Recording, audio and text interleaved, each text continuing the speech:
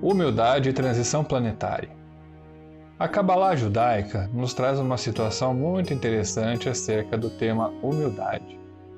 Não estamos falando aqui da Cabalá esotérica, muito comentada e utilizada pelos artistas e adivinhos do mundo, mas sim de um tratado místico pouco disseminado na tradição judaica primitiva.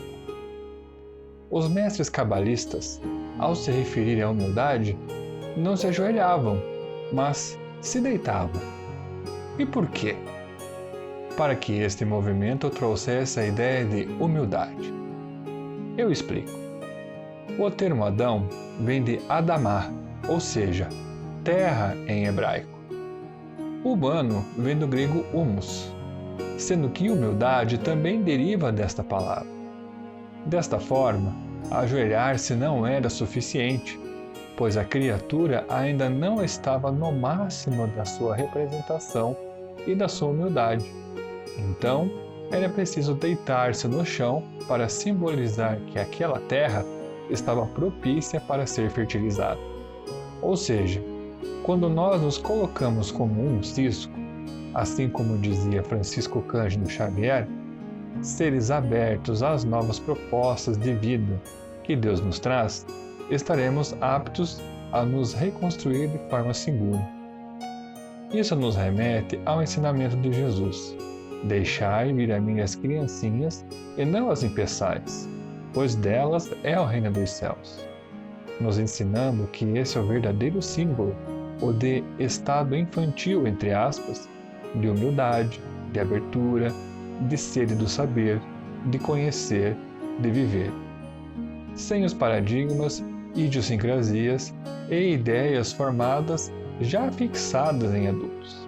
O orgulho, que é exatamente o contrário da humildade, é uma das chagas da humanidade, como nos traz a doutrina espírita, uma vez que nos fecha em nossa própria visão de mundo, nos tornando resistentes e teimosos àquilo que não podemos controlar.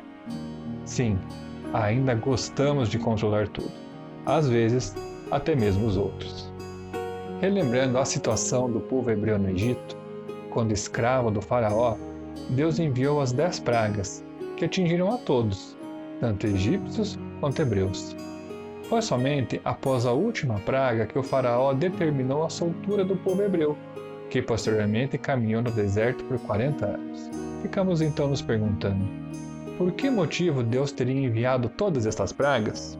A resposta é que Deus envia a dor para que o nosso orgulho seja desmontado. Ou seja, as pragas, muito mais do que para a população, tinham a finalidade de amolecer o coração do faraó, o governante.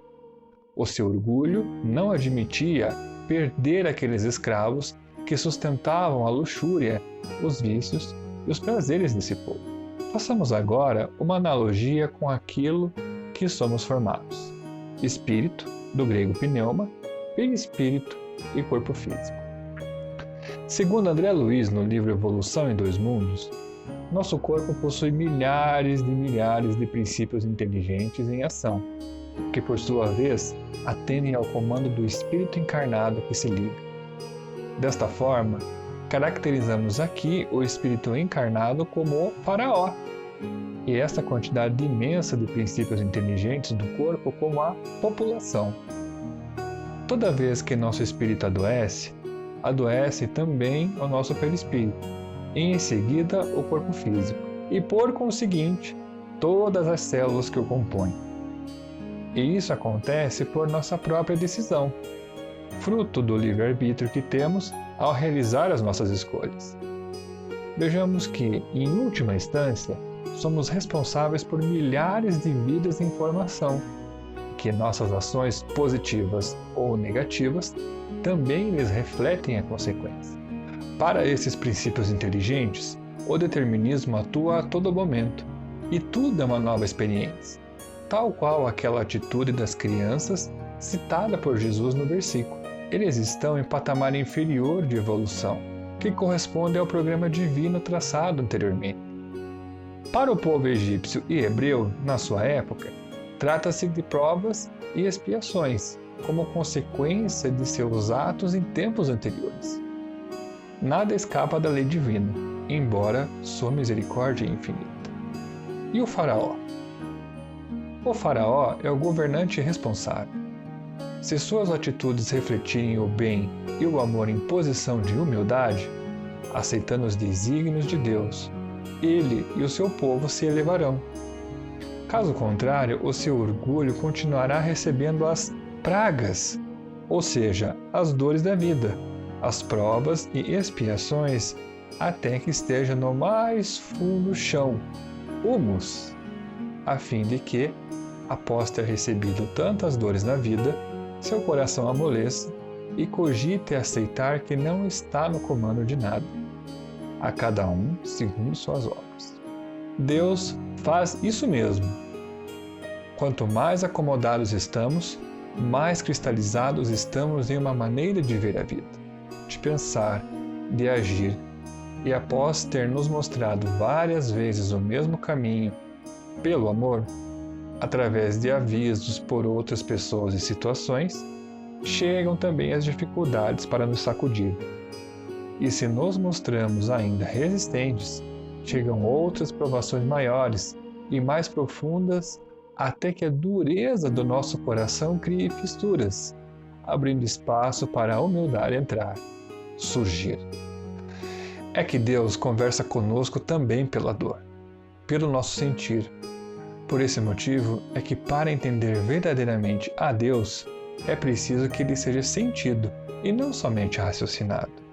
Talvez esta seja também a chave para entender o Evangelho de Jesus, na troca de quem cura e é curado, de quem dá e de quem recebe, de quem tem o toque e de quem é tocado, de quem ama e de quem é amado. Verificamos que a Escritura Bíblica tem pelo menos duas abordagens de onde podemos extrair lições, de forma individual e coletiva, sendo os reflexos os mesmos tanto em atitudes isoladas ou em conjunto. Os dias atuais são os de transição planetária. No momento em que se aproxima a separação do joio e do trigo pelo Cristo, visando a entrada no mundo de regeneração, não serão diferentes estes dias daquelas pragas enviadas aos povos do Egito. Teremos ainda atribulações que deverão mexer não só com a estrutura geológica da Terra, mas também com as nossas estruturas interiores, moral, psicológica, relacional, emocional. Vamos a um exemplo. A próxima fase da Terra não comportará expiações, ou seja, os espíritos que necessitam evoluir através desta necessidade não reencarnarão mais na Terra, pelo menos por enquanto. A alimentação deverá ser mais frugal, não se utilizando mais dos nossos irmãos animais. Não poderá existir nações materialistas que visam o poder tirando a liberdade do seu próprio povo. Percebemos que somente pelos pontos citados haverá uma revolução muito grande na sociedade que vivemos e que com certeza também mexerá com os nossos destinos. Os eventos futuros atingirão povos e faraós de forma igual, porém a responsabilidade é proporcional. Mas acima de tudo, como cita Allan Kardec no capítulo 18 de A Gênese, a nova geração se apresentará com extrema pujança, a nos auxiliar nesse processo. Assim como, na época do Cristo, lá estava Moisés, auxiliando o povo na sua transição, na sua redenção. Lembrando ainda que a doutrina espírita nos revela que teremos, no futuro próximo, a figura do Messias do Espiritismo, que virá restabelecer todas as coisas. Não obstante o auxílio do alto, oremos pelos nossos atuais faraós e oremos pelas nações, pois dias difíceis estão mesmo para chegar. Mas, se estivermos com o coração aberto, em regime de aceitação, de humildade, como crianças, resignados em prece e nos propondo a atuar como aqueles verdadeiros cristãos da época de Jesus, passaremos pelas dificuldades com mais tranquilidade e com o coração repleto de alegria, por saber que estamos sendo úteis e instrumentos do Senhor. E não mais ensinará cada um a seu próximo, nem cada um a seu irmão, dizendo: Conhece o Senhor, porque todos me conhecerão, desde o menor deles até o maior. Isso está no Novo Testamento, carta de Paulo aos Hebreus, capítulo 8, versículo 8.